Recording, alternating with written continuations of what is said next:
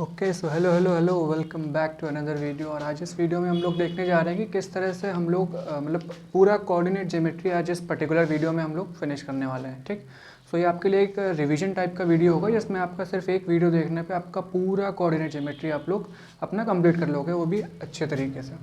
तो स्टार्ट करेंगे हम लोग कार्टेशियन प्लेन समझेंगे, किस तरह से पॉइंट्स वगैरह को हम लोग उस पर प्लॉट करते हैं, क्वाड्रेंट्स कितने होते हैं, किस क्वाड्रेंट में कौन से साइन का पॉइंट हमारा लाई करेगा, ये सब चीज़ें देखेंगे। उसके बाद में अगर कुछ कभी कभार ऐसे क्वेश्चंस भी आ जाते हैं कि आपको बिना प्लॉट किए बताना होता है कि एक पर्टिकुलर पॉइंट है ये हमारा किस क्वाड्रेंट में लाई करेगा, वो चीज़ उस टाइप के क्वेश्चंस देख लेंगे। वो फिर हमारा आ जाएगा डिस्टेंस फार्मूला देख लेंगे। सेक्शन फार्मूला के अंडर आ जाएगा हमारा कोई भी, अगर हमें रेशियो दिया हुआ है, कोई हमें मिड पॉइंट निकालना है, मतलब कोई एक पर्टिकुलर पॉइंट निकालना है जो हमारी एक लाइन को किसी पर्टिकुलर रेशियो में डिवाइड कर रही है, तो वो उस टाइप की चीज़ें देख लेंगे। सेकंड, अगर हमें वो पॉइंट दिया हुआ है और रेशियो फाइंड करना है, वो भी हम लोग यहाँ पे कंप्लीट कर लेंगे अपना। उसके बाद आ जाएगा हमारा मिड पॉइंट वाली सेक्शन भी इसमें कंप्लीट हो जाएगा। पॉइंट ऑफ ट्राई सेक्शन का मतलब कि अगर कोई एक लाइन है उस पर दो पॉइंट्स हैं तो वो पूरी लाइन को तीन पार्ट्स में डिवाइड करेंगे। अब वो किस तरह से करेंगे उसका हम लोग चीज़ें देख लेंगे यहाँ पे। देन आएगा हमारा सेंट्रॉइड ऑफ अ ट्राइंगल, फिर एरिया ऑफ अ ट्राइंगल। अगर उसके में वर्टिसेस दी हुई हैं तो हमको एरिया अगर निकालना होगा ट्राइंगल का तो उसको किस तरह से निकाल सकते हैं। देखो उसके दो तरीके हैं, एक होता है एक फार्मूला हम आपको बता देंगे, उसकी वजह से उससे आप कर सकते हो। दूसरी चीज़ कि नॉर्मल तो आप लोग पॉइंट्स प्लॉट करने के बाद में अपना एरिया निकाल ही सकते हो, फार्मूले से आपका थोड़ी आसानी से हो जाएगा। देन लास्ट हमारा आएगा कोलिनियरिटी कंडीशन, यानी कि अगर हमें कोई 3 पॉइंट्स दिए हुए हैं और हमें ये चेक करना है कि ये कोलिनियर होंगे कि नहीं होंगे, तो वो हम लोग किस तरह से चेक कर सकते हैं। चलिए तो अभी स्टार्ट करते हैं हम लोग। नंबर 1, कार्टेशियन प्लेन क्या होता है। तो देखो सबसे पहले हमने नंबर लाइन पढ़ रखी है, नंबर लाइन 0 1 2 अप टू ये इन्फिनिटी तक जाता है हमारा, और इसी तरफ ये -1 -2 अप टू -इन्फिनिटी तक जाता है। ठीक, ये हमारी एक नंबर लाइन है। इसी तरह की हमने क्या करा, दो नंबर लाइनें ले ली और दोनों के एक दूसरे के परपेंडिकुलर रख दिया। परपेंडिकुलर मतलब एक लाइन तो इस तरह से, दूसरी लाइन इस तरह से रख दिया। ठीक, अच्छा, और इस तरह से इनको अरेंज किया कि जो इनका ये जीरो वाला पॉइंट था ये एक दूसरे को मतलब एक दूसरे के ऊपर लाई कर रहा था, तो यानी कि इस लाइन का जो जीरो था वो भी यहीं पर है और ये हॉरिजॉन्टल लाइन जो है इसका भी जीरो वाला पॉइंट यहीं पर है। तो ये 1 इधर आ जाएगा, 2 इधर आ जाएगा, -1 इधर आ जाएगा, -2 आ जाएगा ये। ठीक, तो हमने क्या करा, इन दो नंबर लाइनें हम लोगों ने ली, उनको एक दूसरे के परपेंडिकुलर इस तरह से अरेंज किया कि जो उनका जीरो वाला पॉइंट था वो एक दूसरे के ऊपर लाई कर रहा था। ठीक, तो इस तरह से हमें क्या मिला, एक हमें प्लेन मिल गया। जैसे समझ लो कि ये हमारा एक पेपर है। ठीक, इसको इग्नोर कर देना, इसके अंदर आ गया ये।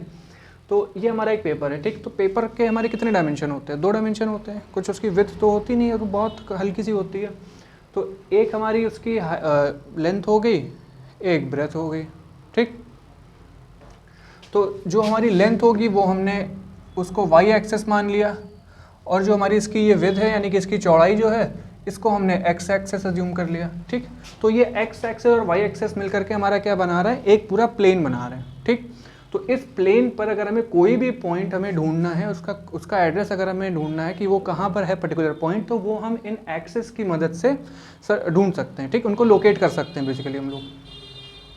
तो वही होते हैं हमारे क्या, कोऑर्डिनेट कार्टेशियन प्लेन। ठीक, एक्स एक्सेस और वाई एक्सेस को मिला करके जो हमारा प्लेन बनता है उसको हम लोग बोलते हैं कार्टेशियन प्लेन। अब आते हैं सेकंड पॉइंट पे। सेकंड पॉइंट क्या है हमारा, points on a Cartesian plane. ठीक, कोई भी पॉइंट है, अगर मैं 2-4 पॉइंट दे दिए गए इनको हमें अगर प्लॉट करना है तो किस तरह से हम लोग कर सकते हैं। ठीक, देखो जब भी हमें पॉइंट्स दिए जाएंगे, पॉइंट का मतलब कि कोई एक पॉइंट का हमें लोकेशन दी जाएगी, तो वो हमेशा ऑर्डर्ड पेयर के फॉर्म में होंगे। किस फॉर्म में होंगे, ऑर्डर्ड पेयर के फॉर्म में। ऑर्डर्ड पेयर का मतलब कि ये तो एक पेयर ऑफ नंबर्स तो होंगे ही होंगे। ठीक, मगर ऑर्डर्ड होंगे। ऑर्डर का मतलब कि ये एक पर्टिकुलर ऑर्डर मेंटेन कर रहे होंगे और हम उनका ऑर्डर चेंज नहीं कर सकते, स्विच नहीं कर सकते अपने हिसाब से। अगर हम स्विच कर देंगे तो उनकी वैल्यू चेंज हो जाएगी। फॉर एग्जांपल अगर यहाँ पर हम देखते हैं अभी 2,1 हमें दे दिया गया है, कोई एक पॉइंट ए है जिसके कोऑर्डिनेट्स हमें दिए हुए हैं 2,1। अच्छा, ये जो ऑर्डर्ड पेयर होता है इन्हीं को हम लोग कोऑर्डिनेट्स भी बोलते हैं। ठीक, तो जो ये पॉइंट ए है हमारा 2,1, ठीक, ये अगर हमें इस प्लेन पर लोकेट करना होगा तो कहाँ पर हम लोकेट करेंगे। ठीक, देखो पहली चीज़ कि एक इसमें से कोई एक पॉइंट हमें एक्स एक्सिस पे ढूंढना होगा कि कहाँ पर है ये पर्टिकुलर नंबर ये, और सेकंड वाला पॉइंट हम लोग कोई भी एक पॉइंट उसमें ढूंढेंगे वाई एक्सिस पे कि ये वाला पॉइंट वाई एक्सिस पे कहाँ लाई करेगा। ठीक, अच्छा अब हमने क्या बताया कि ये ऑर्डर्ड पेयर होता है, यानी कि एक पर्टिकुलर ऑर्डर में लिखा जाता है इनको। तो हमेशा पहले हम लोग वो नंबर लिखते हैं जो हमें कहाँ पे सर्च करना होता है, एक्स एक्सिस पे सर्च करना होता है। ठीक, हमेशा ऑर्डर्ड पेयर में पहले नंबर वही लिखा जाएगा जो हमें एक्स एक्सिस पे ढूंढना होगा। ठीक, इसको हम लोग बोलते क्या हैं, एब्सिसा बोलते हैं इनको। ठीक, जो हमारा ये एक्स एक्सिस पे जो भी पॉइंट्स होते हैं, जो हमारा ये कॉमा के पहले नंबर लिखे जाते हैं, इनको हम लोग क्या बोलते हैं, एब्सिसा। देन जो वाई एक्सिस पे जिस नंबर को हमें ढूंढना होता है, लोकेट करना होता है, उसको हम लोग क्या बोलते हैं, ऑर्डिनेट। ठीक, 2 हमारा एब्सिसा हो गया, 1 हमारा ऑर्डिनेट हो गया। ठीक, हमेशा कॉमा के पहले जो नंबर लिखा होगा उसको हम लोग एक्स एक्सिस पे ढूंढेंगे, उसको एब्सिसा भी बोलते हैं, और जो बाद में लिखा होगा कॉमा के बाद में उसको हम लोग ऑर्डिनेट बोलते हैं, और वो हमेशा वाई एक्सिस पे लोकेट किया जाएगा। ठीक, चलो अब एक बार देख लेते हैं कि इसको हम लोग प्लॉट किस तरह से करेंगे। कुछ इस तरह से हमारा ये एक्स एक्सिस वाई एक्सिस हो गया, ये 1 हो गया, ये 2 हो गया, यहाँ पे ये 1 हो गया, ये 2 हो गया। ठीक, अब एब्सिसा यानी कि पहले हमें 2 देखना है, तो एक्स एक्सिस पे 2 कहाँ पे आ रहा है, इधर -1 होता है, इधर -2, यहाँ पे मिल गया हमें। तो हम क्या करेंगे, एक ये हमने इस तरह से लाइन ड्रॉ कर दी जो कि 2 से क्रॉस कर रही है। ठीक, ये सिर्फ हम लोकेट करने के लिए कर रहे हैं। ठीक है, अब वाई एक्सिस पे हमें 1 ढूंढना है, 1 हमें यहाँ मिल गया, हमने यहाँ से एक पॉइंट लोकेट कर दिया। अब इन दोनों लाइनों का जो इंटरसेक्शन होता है, यानी कि ये वाला पॉइंट जहाँ पर ये दोनों लाइनें एक दूसरे को कट करती हैं, ये हमारा ए पॉइंट होगा, यहाँ पर हमारा लाई करेगा 2,1, A2,1। अच्छा, ये जो लाइनें हमने ड्रॉ करी हैं ये आपको पेपर में करना ज़रूरी नहीं है, ये सिर्फ हमने अभी आपको समझाने के लिए करी है। ठीक है, अगर आप पेपर में करते भी हो तो आप पेंसिल से करके इसको बाद में रब भी कर सकते हो। ठीक, वरना अगर आपको 2-3 पॉइंट करने होंगे तो आपका फिगर थोड़ा सा हौच पौच हो जाएगा। ठीक, तो इस तरीके से हम लोग लोकेट करते हैं कोई भी पॉइंट। अगर हमें प्लॉट करना है, इसको प्लॉटिंग भी बोलते हैं, अगर हमें से प्लॉट करना है कोई भी पॉइंट तो इस तरह से हम लोग प्लॉट करते हैं। ठीक, अच्छा अब देखो ये जो हमारा कार्टेशियन प्लेन है, इस कार्टेशियन प्लेन में एक एक्स एक्सिस है और एक वाई एक्सिस है। ठीक, और ये दोनों एक्सिस मिल करके कर क्या रही हैं कि ये पूरे इस हमारे प्लेन को 4 पार्ट्स में डिवाइड कर रहे हैं, 4 इक्वल पार्ट्स में डिवाइड कर रहे हैं। पहला हमारा पार्ट हो गया ये, सेकंड हो गया ये, थर्ड हो गया ये, और फोर्थ हो गया ये। तो ये जो 4 इक्वल पार्ट्स में ये एक्सिस जो है पूरे एक प्लेन को डिवाइड कर रहे हैं, इन्हीं पार्ट्स को हम लोग क्या बोलते हैं, क्वाड्रेंट्स बोलते हैं। ठीक, क्या बोलते हैं, क्वाड्रेंट्स। तो ये हमारा क्या हो गया, फर्स्ट क्वाड्रेंट हो गया। देखो क्वाड्रेंट टर्म ये बेसिकली आया है सर्कल से, सर्कल में भी हम लोग, वैसे सर्कल नहीं कहेंगे हम लोग, कोई भी फिगर होता है। क्वाड्रेंट का मतलब होता है कोई भी फिगर या कोई भी शेप है, कोई भी चीज़ है, उसके हमने 4 इक्वल पार्ट कर दिए, उसमें से जब एक पार्ट हम उठाएंगे तो उसको क्वाड्रेंट बोलते हैं, यानी कि 1/4। ठीक है, 1/4 ऑफ समथिंग, एनीथिंग। तो ये हमारा फर्स्ट क्वाड्रेंट हो गया, ये हमारा सेकेंड क्वाड्रेंट हो गया, ये हमारा थर्ड क्वाड्रेंट हो गया, और ये हमारा फोर्थ क्वाड्रेंट हो गया। ठीक, तो ये 4 हमारे क्वाड्रेंट्स होते हैं। इतना तो समझ में आ गया होगा आप लोग को। ठीक, तो अब हमारा नेक्स्ट टॉपिक क्या आता है कि हमें ये देखना है, क्वाड्रेंट्स हमने समझ लिया कहाँ पे क्या होता है। अब हमें अगर मान लो कभी क्वेश्चन दे दिया गया है, क्वेश्चन पूछा जा सकता है कि हमें पॉइंट्स दे दिए गए, 4 पॉइंट हमें दे दिए गए, 4 पॉइंट हम लोग लिख लेते हैं यहाँ पे। एक है ए पॉइंट 2,1, सेकेंड है -2,1 मान लो दिया हुआ है, सी है हमारा 2,-1 दिया हुआ है, और डी हमें दिया हुआ है -2,-1। अब हमसे बोला गया है कि हमें करना क्या है, बिना प्लॉट किए हुए हमें बताना है कि ये पॉइंट्स हमारे किस पर्टिकुलर क्वाड्रेंट में लाई करेंगे। ठीक, जैसे पहले बताना है कि ए पॉइंट हमारा किस क्वाड्रेंट में लाई करेगा। ठीक, थोड़ा इसको क्लियर कर लेते हैं, फिर देखते हैं यहाँ पे।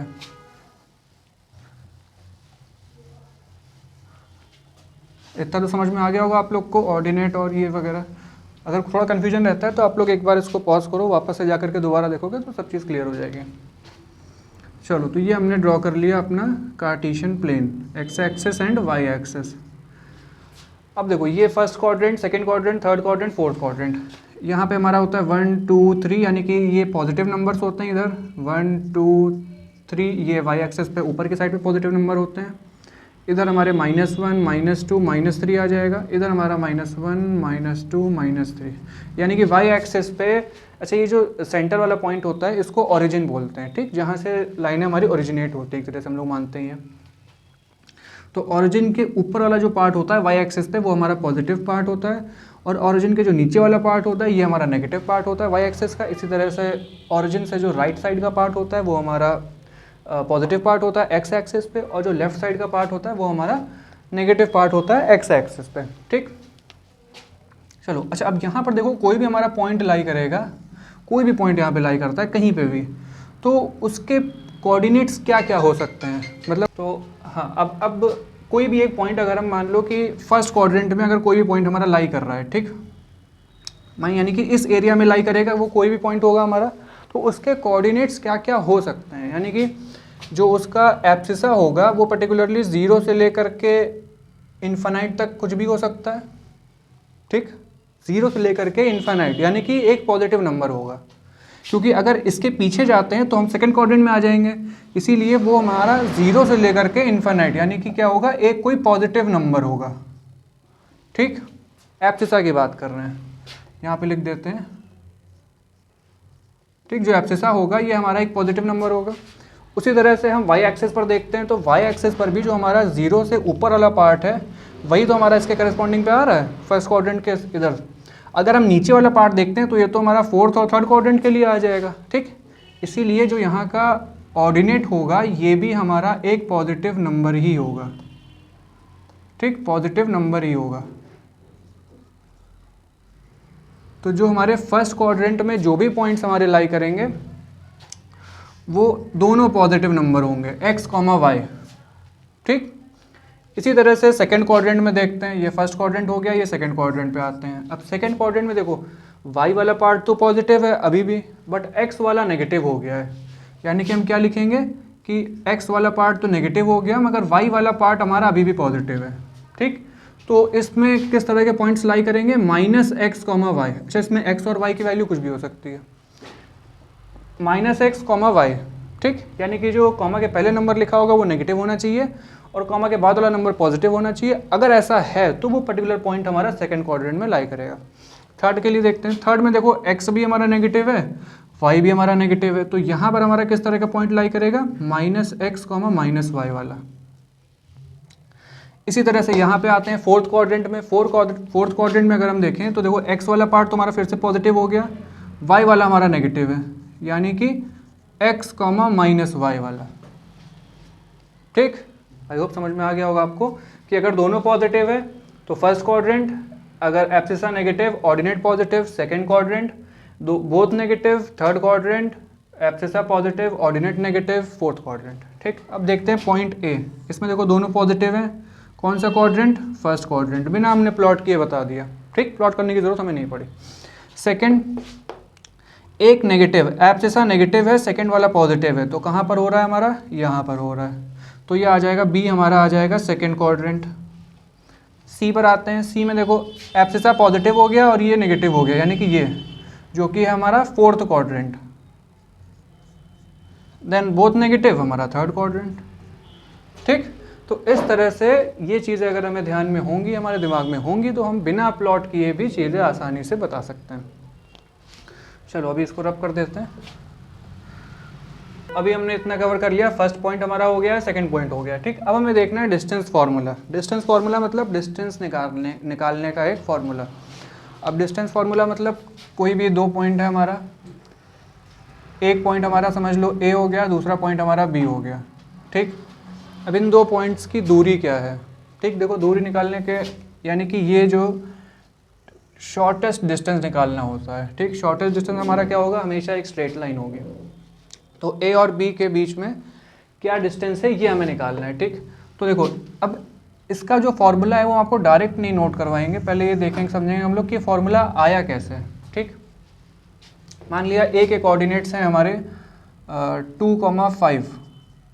ठीक, ये हमारा 1 हो गया, ये 2 हो गया और ये 1 2 3 4 5 इसके सामने। ठीक, तो ये 2,5 ए हमारा पॉइंट हो गया, 3 4 5 और ये हो गया हमारा 5,3 बी हमारा हो गया 5,3। मान लो ये दो पॉइंट्स हमें दिए हुए थे, इनके बीच का हमें क्या करना है, डिस्टेंस कैलकुलेट करना है। तो डिस्टेंस कैसे कैलकुलेट करेंगे, पहले तो परपेंडिकुलर लाइन ड्रॉ करेंगे, कहाँ पे, एक्स एक्सिस पे।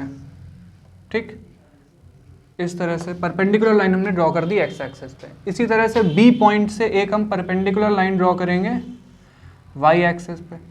ये दो लाइनें हमने ड्रॉ कर दी। अब इसको मान लेते हैं ये हमारा पॉइंट सी हो गया, ठीक।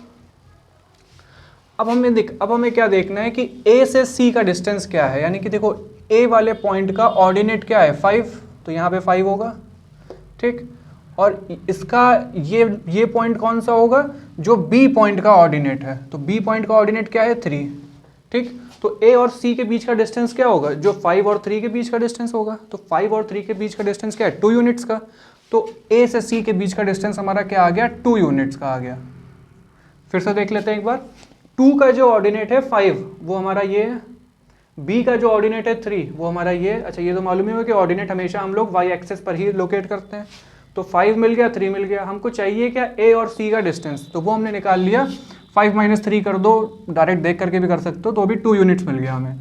इसी तरह से अब हमें बी और सी का डिस्टेंस निकालना है।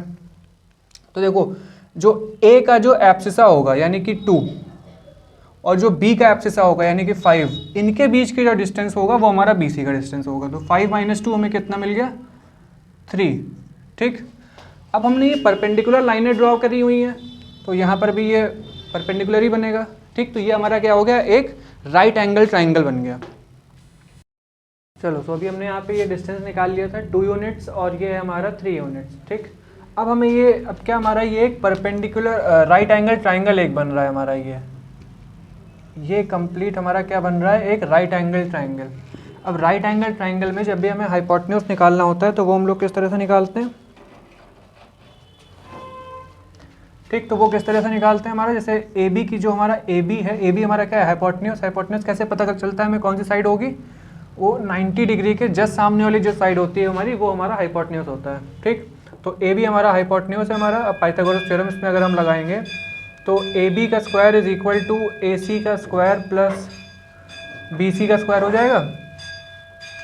अब ए बी स्क्वायर मतलब ए बी की लेंथ हमें निकालना है, ठीक। ए सी स्क्वायर मतलब ए सी की लेंथ, तो ए सी का लेंथ क्या है 2 यूनिट्स, 2 का स्क्वायर हो जाएगा 4।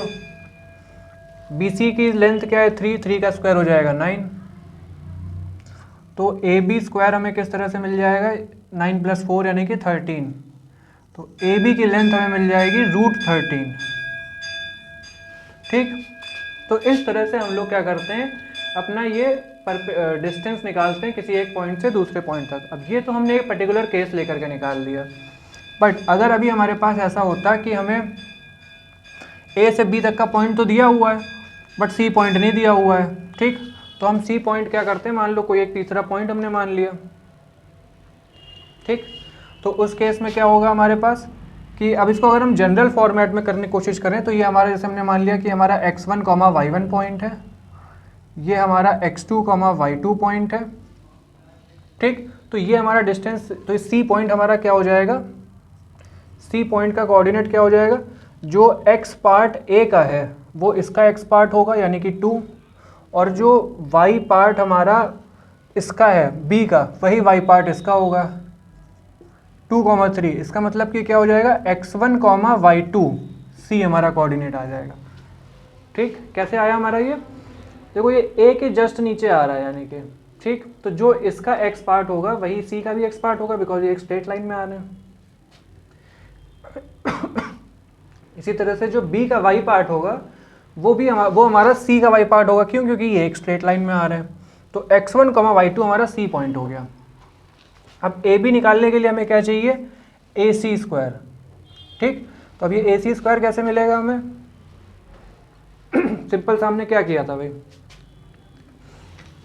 जो ये हमारा 5 था और जो इसका जो ये हमारा y पार्ट है यानी कि y2, भाई यहाँ जो ये सी पॉइंट का जो y पार्ट था 3 और जो a पार्ट का y पार्ट था, इन दोनों का डिफरेंस लिया था हमने, तभी तो हमें ये ए सी मिला था। तो ए सी की जगह पे हम क्या रख सकते हैं, सी का जो हमारा y पार्ट है माइनस जो a का हमारा y पार्ट है, यानी कि y2 - y1। ये y2 कहाँ से आया, c का y पार्ट, ठीक। c हमारा क्या है x1, y2 है, y2 हमारा इसका y पार्ट लिख दिया माइनस a का y पार्ट। ये AC का स्क्वायर है, स्क्वायर कर दिया,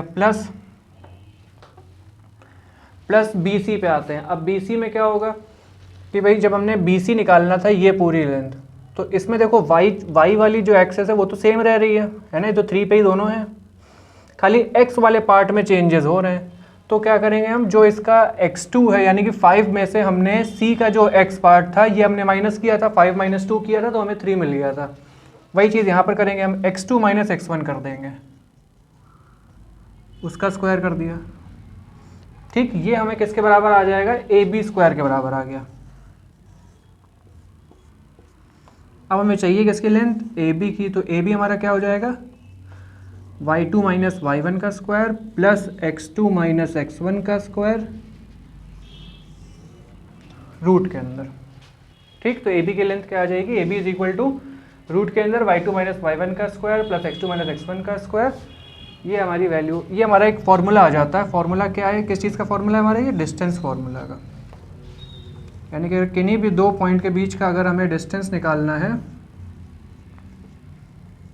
तो इस पर्टिकुलर फॉर्मूले को यूज़ करके हमारा ये काम हो जाएगा। चलो, तो ये हमने भी डिस्टेंस फार्मूला कवर कर लिया। अब आते हैं सेक्शन फार्मूला पे। चलो, तो अभी डिस्टेंस फार्मूला हमने देख लिया क्या होता था, यहाँ पे फार्मूला वगैरह हर चीज़ हमने अच्छे से समझ लिए। अब नेक्स्ट आता है हमारा सेक्शन फार्मूला। सेक्शन फार्मूला में क्या होता है, बेसिकली मान लो अगर हमारी एक लाइन है जो कि पॉइंट ए से स्टार्ट हो रही है और पॉइंट बी तक जा रही है, तो ए बी हमारी एक लाइन दी हुई है, उसी लाइन पर कोई एक पॉइंट है हमारा सी जो कि उस पर्टिकुलर लाइन को किसी m/n के रेशियो में डिवाइड कर रहा है, m/n के रेशियो में डिवाइड कर रहा है। सी पॉइंट जो है हमारा वो ए बी लाइन को m/n के रेशियो में डिवाइड कर रहा है। तो अब हमें फाइंड करना है कि सी पॉइंट के कोऑर्डिनेट्स क्या होंगे। तो उसके लिए क्या करते हैं, पर्टिकुलरली हमारा एक सिंपल सा फॉर्मूला है सेक्शन फार्मूला के नाम से, जिसमें हम फाइंड करते हैं x, y के सी पॉइंट के कोऑर्डिनेट्स। ठीक, अब सिंपल तरीके से देखो क्या करेंगे, सबसे पहले जो भी हमें ये रेशियो दिए हुए हैं, ठीक, याद करने का तरीका क्या है, m+n लिखेंगे, डिनोमिनेटर में भी हमारा m+n आ जाएगा। ठीक, जो भी हमें रेशियो दिया हुआ है m+n, ठीक। अब यहाँ पे m से मल्टीप्लाई होगा हमारा x2, याद रखना m पहले आता है तो उस रेशियो से मल्टीप्लाई होगा x2, n बाद में आता है तो n से मल्टीप्लाई होगा x1। ठीक, ये पहला पार्ट आ गया। ये सॉल्व करेंगे तो हमें क्या मिलेगा, सी पॉइंट का जो एब्सिसा है उसकी वैल्यू है ये। ठीक, ये क्या है, एब्सिसा है।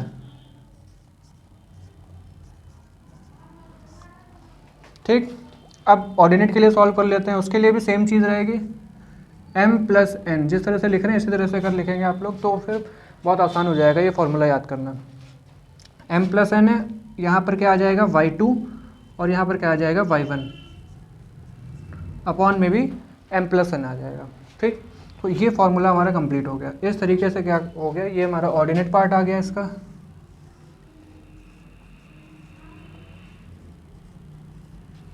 ठीक,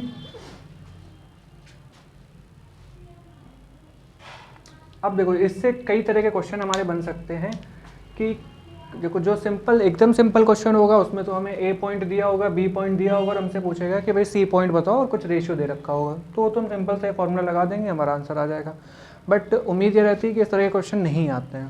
क्वेश्चन में पूछा क्या जाएगा कि हमें सी पॉइंट दे दिया होगा, बी पॉइंट दे दिया होगा और पूछेगा ए पॉइंट के कोऑर्डिनेट्स निकाल के बताओ, तो उसमें भी हम फॉर्मूला यही सेम लगेगा।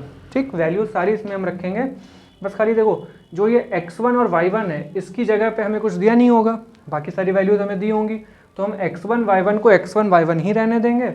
और अच्छा, ये फॉर्मूला तो लिख लिया, इसको सॉल्व कैसे करेंगे, जैसे मान लो कि c की वैल्यू हमें दे दी, कुछ भी दे दी, 5,3 दे दी है। ठीक, और ये वैल्यू गायब कर दी है, यहाँ पे कर देते हैं ये x1, y1 है, तो ये c की यहाँ पे जगह पे क्या आ जाएगा वैल्यू 5,3 इज इक्वल टू में पूरा फॉर्मूला रहेगा। तो हम ये पर्टिकुलर वैल्यू उठाएंगे, इसको x के बराबर रख देंगे। ठीक, ये x के बराबर, ये इक्वल टू x, ये इक्वल टू y।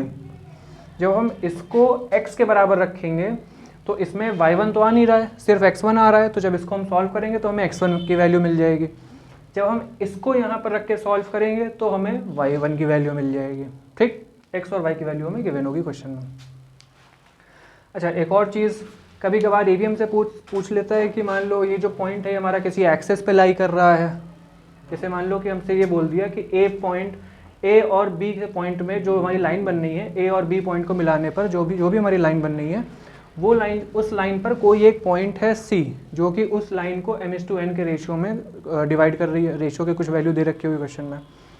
फिर अब पूछा जाएगा कि जो ये सी पॉइंट है ये हमारा एक्स एक्सेस पे लाई कर रहा है। अब ए के कोऑर्डिनेट्स नहीं दिए होंगे, पूछेगा ए के कोऑर्डिनेट्स बताओ, बी के कोऑर्डिनेट्स दे दिए होंगे। तो इस केस में हम क्या कर सकते हैं कि भाई जब सी के कोऑर्डिनेट्स हमें नहीं दिए हुए हैं बट सी पॉइंट जो है हमारा एक्स एक्सेस पे लाई कर रहा है, तो कोई भी पॉइंट जब हमारा एक्स एक्सेस पे लाई करता है तो उस केस में क्या होता है कि जो हमारा ऑर्डिनेट पार्ट होता है वो हमेशा ज़ीरो रहता है। यानी कि जो हमारा ऑर्डिनेट वाला पार्ट होगा वो हमेशा ज़ीरो होगा। ठीक, तो उस केस में हम क्या करेंगे कि जो ये y वाला पार्ट है इसको इक्वल टू y रख के, मतलब इसको इक्वल टू 0 कर देंगे हम, ये इक्वल टू 0 करके वैल्यू हम निकाल लेंगे। ठीक, ये ज़्यादातर हमारा जब रेशियो हमसे पूछता है कि रेशियो निकालना है, उस केस में ज़्यादातर ऐसा कुछ क्वेश्चन बनता है। चलो, तो ये कुछ बातें थी। अब एक बार ये भी देख लेते हैं कि जब अगर इसका जो दूसरे तरीके का क्वेश्चन बनता है, अभी तो हमने सारे पॉइंट्स के लिए देख लिया कि भाई 3 पॉइंट होते हैं हमारे पास बेसिकली, ए से बी जो लाइन बना रहा है, सी हमारा उस लाइन पर कहीं लाई करेगा, तो इन तीनों पॉइंट में से कोई भी एक पॉइंट गायब कर देगा, बोलेगा उसको निकालो और बाकी 2 पॉइंट हमें दिए होंगे, तो वो हम लोग इसी फॉर्मूले की मदद से सिंपल सा करके निकाल लेंगे। अब अगर ऐसा हो जाए कि भाई हमें सारे पॉइंट दिए हुए हैं, बोल रहे रेशियो निकाल के बताओ, जो कि हमारा सेक्शन फार्मूला का सेकंड पार्ट है, इसमें क्या देखना होता है भाई, इसमें क्या करेंगे हम लोग कि सबसे पहली लाइन तो हम लिखेंगे कि let the ratio B k:1, ये हम अज्यूम कर लेंगे k:1। हम k:1 क्यों मानते हैं? k:1 मानने से फ़ायदा हमारा क्या होता है कि एक वेरिएबल हमारे पास रह जाता है। जब 2 वेरिएबल होते हैं तो उनको सॉल्व करने में थोड़ी सी दिक्कत होती है, तो बेटर है कि हम ऐसा कुछ मान लें कि जिसमें सिर्फ एक ही वेरिएबल आ रहा हो, k की वैल्यू निकाल लेंगे, हमारा रेशियो आ जाएगा। ठीक, अब k:1 हमने रेशियो अज्यूम कर लिया, बाकी सारी वैल्यूज हमें दी हुई हैं, सारी वैल्यूज इसी फॉर्मूले में उठा करके डाल देंगे और क्वेश्चन सॉल्व कर लेंगे। जैसे मान लो कि k की वैल्यू आ गई 4/3, फॉर एग्जाम्पल मान लिया सॉल्व करने के बाद k की वैल्यू आ गई 4/3, तो 4/3 आ गई, तो हमारा रेशियो क्या हो जाएगा, ये मत लिख देना 4/3:1, ये हो जाएगा 4:3। ठीक है, इस तरह से। बाकी इसका जो सेकंड पार्ट होगा उसमें थोड़े क्वेश्चन भी हर टाइप के करेंगे हम लोग, बट फिलहाल अभी के लिए ये इस तरह से सॉल्व करेंगे। जब भी हमसे रेशियो पूछेगा तो रेशियो हम लोग इस तरह से अज्यूम करेंगे। ठीक, चलो, तो अभी सेकंड आता है हमारा मिड पॉइंट। अच्छा, अब एक और चीज़ इसी के साथ में कर लेते हैं, मिड पॉइंट भी है जो सेक्शन फार्मूला का ही पार्ट है, कि जैसे अभी ये सी पॉइंट जो है ये किसी रेशियो में डिवाइड कर रहा है m/n के रेशियो में। ठीक, बट इसका एक पर्टिकुलर केस ऐसा होगा कि मान लो कभी ऐसा हो जाए कि सी जो है हमारा वो एकदम मिड में लाई कर रहा है, ए बी के, जो ए बी जो हमारी लाइन है उसके एकदम मिड में लाई कर रहा है। तो जब मिड में लाई करेगा तो हमारा रेशियो क्या हो जाएगा, m=1 एंड n=1, यानी 1:1 का रेशियो हो जाएगा। और जब हम इस फॉर्मूले में m और n की वैल्यू 1:1 रखेंगे तो ये हमारा फॉर्मूला मॉडिफाई होकर के बन क्या जाएगा, cx, y हो जाएगा, देखो यहाँ पे 1 रखेंगे तो 1 × x2 क्या हो जाएगा, x2, और 1 × x1 अपॉन m + n, यानी 1 + 1 2, ये यहाँ पे y1 + y2/2।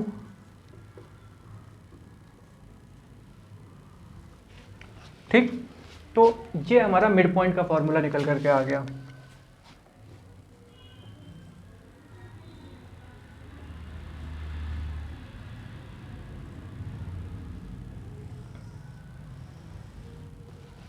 ठीक, तो मिड पॉइंट फार्मूला मतलब उस पॉइंट का हमें रेशियो सेक्शन फार्मूला निकालना है या वैसा पॉइंट निकालना है जो ए बी लाइन को एकदम मिड पॉइंट में कट कर रहा है, तो उस केस में रेशियो हमारा 1:1 का हो जाता है। तो ये हो गया हमारा मिड पॉइंट फार्मूला। अगला आता है पॉइंट ऑफ ट्राइसेक्शन, तो उसको पहले रब कर लेते हैं। चलो, अब ट्राइसेक्शन का कैसा क्वेश्चन बनता है, मतलब ऐसा दिया जाएगा कि कोई एक लाइन है हमारी ए बी, इस लाइन पर अभी तक एक पॉइंट के बारे में हमने पढ़ा है, अब इस लाइन पर 2 पॉइंट लाई कर रहे हैं, और वो 2 पॉइंट क्या कर रहे हैं, इस पूरी कंप्लीट लाइन को 3 इक्वल पार्ट्स में डिवाइड कर रहे हैं। फॉर एग्जांपल एक हमारा पॉइंट यहाँ पे हो गया P,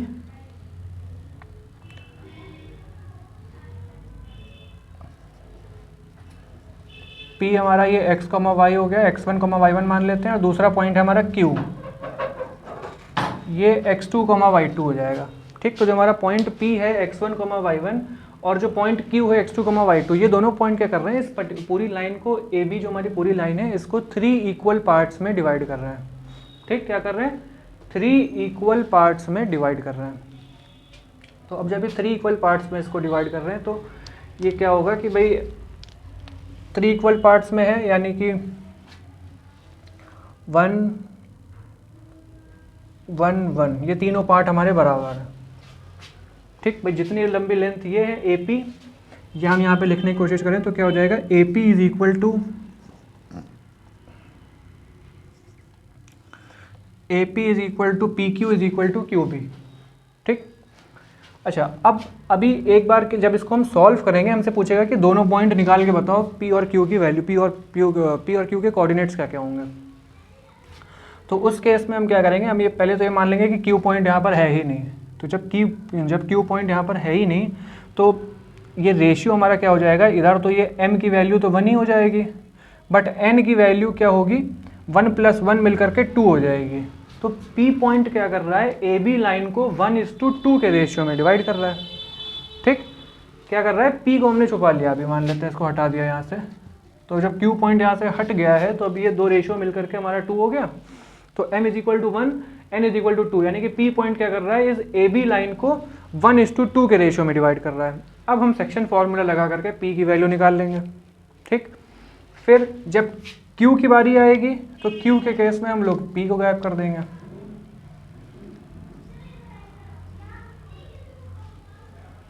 ठीक, हमने P गायब कर दिया। अब इस केस में क्या होगा कि N तो 1 हो जाएगा, N तो यहाँ पे 1 हो जाएगा, मगर M हमारा क्या होगा, M की वैल्यू 2 हो जाएगी। तो Q पॉइंट क्या कर रहा है, इस पर्टिकुलर AB लाइन को 2:1 के रेशियो में डिवाइड कर रहा है। ठीक है, तो जब इस तरह से हमें क्वेश्चन दिया होगा कि कोई भी एक लाइन दी हुई है और उस लाइन पर 2 पॉइंट्स लाई कर रहे हैं जो उस लाइन को 3 इक्वल पार्ट्स में डिवाइड कर रहे हैं, उनके कोऑर्डिनेट्स पूछे जाएंगे, तो इस तरीके से हम लोग सॉल्व कर लेंगे उनको। अगला आता है हमारा centroid of a triangle. Centroid of a triangle का मतलब कि एक ट्राइंगल बन रहा होगा, ट्राइंगल के 3 वर्टिसेस होते हैं, तो तीनों वर्टेक्स के क्या होंगे, हमें कोऑर्डिनेट्स गिवन होंगे।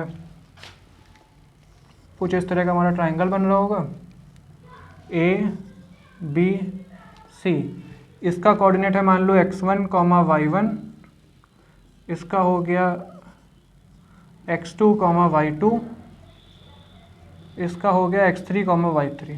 ठीक, तीनों वर्टेक्स के हमें कोऑर्डिनेट्स दिए हुए हैं ABC पॉइंट के, और हमसे पूछा गया क्वेश्चन में कि सेंट्रॉइड ऑफ अ ट्राइंगल का वैल्यू निकाल के बताओ। तो हमने मान लिया कि सेंट्रॉइड ऑफ अ ट्राइंगल हमारा कोई एक पॉइंट D है जिसके कोऑर्डिनेट्स x, y हैं, और ABC के कोऑर्डिनेट्स हमारे x1, y1, x2, y2 और x3, y3 हमें दिए हुए हैं क्वेश्चन में। तो इसका एक सिंपल सा फॉर्मूला होता है D x, y is equal to हो जाएगा ये हमारा तीनों एब्सिसा का सम डिवाइडेड बाय 3, तीनों ऑर्डिनेट्स का सम डिवाइडेड बाय 3। इस तरह से हमारा ये सेंट्रॉइड ऑफ अ ट्राइंगल निकल आता है। अब इसमें भी क्वेश्चन थोड़ा बहुत कई बार घुमा देते हैं कि कई बार क्या होगा कि आपको सेंट्रॉइड दे देंगे, A दे देंगे, C दे देंगे, पूछेंगे B बताओ, वो भी हम सिंपल तरीके से सॉल्व कर लेंगे। दिस इक्वल्स टू x रख के निकल आएगी इसमें से कोई एक वैल्यू जो भी मिसिंग होगी, ये इक्वल्स टू y रख के हमारी y की जो भी इन तीनों में से मिसिंग होगी वो वैल्यू निकल आएगी। ठीक, तो ये तो हो गया हमारा सेंट्रॉइड ऑफ अ ट्राइंगल का। अब दूसरा क्वेश्चन इस पर भी कई बार बन जाता है कि पूछ लेगा हमसे, ये तो फॉर्मूला हो गया इसका सेंट्रॉइड का, एक और फॉर्मूला यहाँ पे आता है हमारा कि एरिया हमें निकालना है, यानी कि 3 वर्टिसेस हमें दी हुई हैं, सेंट्रॉइड से कोई मतलब नहीं है इसमें, ये तीनों वर्टेक्स हमें दिए हुए हैं और पूछा गया है कि एरिया ऑफ ट्राइंगल, इस पर्टिकुलर ट्राइंगल का एरिया निकाल के बताओ।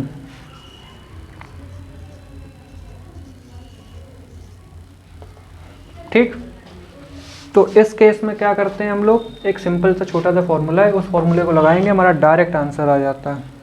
ये हमारा फॉर्मूला होता है area of triangle is equal to half x1 यानी कि इसका abscissa y2 minus y3 plus x2 y3 minus y1 plus x3 y1 minus y2। ठीक, तो ये एक सिंपल सा फॉर्मूला है जिसको यूज़ करके हम लोग कोई भी हमें पर्टिकुलर एक ट्राइंगल दिया हुआ है जिसके 3 वर्टेक्स के कोऑर्डिनेट्स हमें दिए हुए हैं, उसका अगर हमें एरिया फाइंड करना है तो ये सिंपल सा फॉर्मूला यूज़ करके हम लोग अपना काम कर सकते हैं। लास्ट पॉइंट आता है हमारा कोलिनियरिटी कंडीशन, यानी कि क्या कंडीशन होती है कोलिनियरिटी की। कोलिनियरिटी मतलब ऐसे पॉइंट्स जो हमारा एक लाइन में आए, जैसे यहाँ पर मान लो आ गया ए पॉइंट, यहाँ पे आ गया बी पॉइंट, यहाँ पे आ गया सी पॉइंट। ठीक, तो अगर हमें ये जैसे मान लो हमें 3 कोऑर्डिनेट्स दे दिए गए ए बी सी। ठीक, अब हमसे पूछा जाएगा कि ये बताओ कि क्या ए बी सी तीनों पॉइंट्स कोलिनियर हैं कि नहीं है। तो इनकी एक कंडीशन होती है कि अगर बी पॉइंट हमारा ए और सी के मिड में लाई कर रहा है। ठीक, अगर बी पॉइंट हमारा ए और सी के मिड में लाई कर रहा है then A B plus B C जो है हमारा वो ए सी के बराबर होता है। ठीक, A B B C, A B और बी सी का सम करेंगे तो वो ए सी के बराबर आना चाहिए। अगर ऐसा है तब तो ये कोलिनियर पॉइंट्स हैं, बट अगर ऐसा नहीं है देन फिर नहीं है।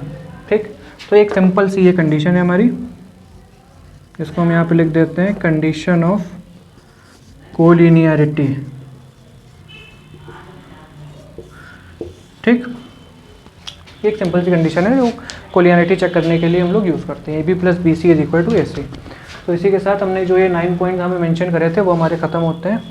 नेक्स्ट पार्ट में हम लोग क्या करेंगे कि आपका एक रिफ्लेक्शन रह रहा है इस कोऑर्डिनेट ज्योमेट्री का, और दूसरी चीज़ आपकी रह रही है equation of a straight line. तो नेक्स्ट पार्ट जो आएगा उसमें हम लोग रिफ्लेक्शन अपना कंप्लीट कर लेंगे और equation of a straight line भी कंप्लीट कर लेंगे।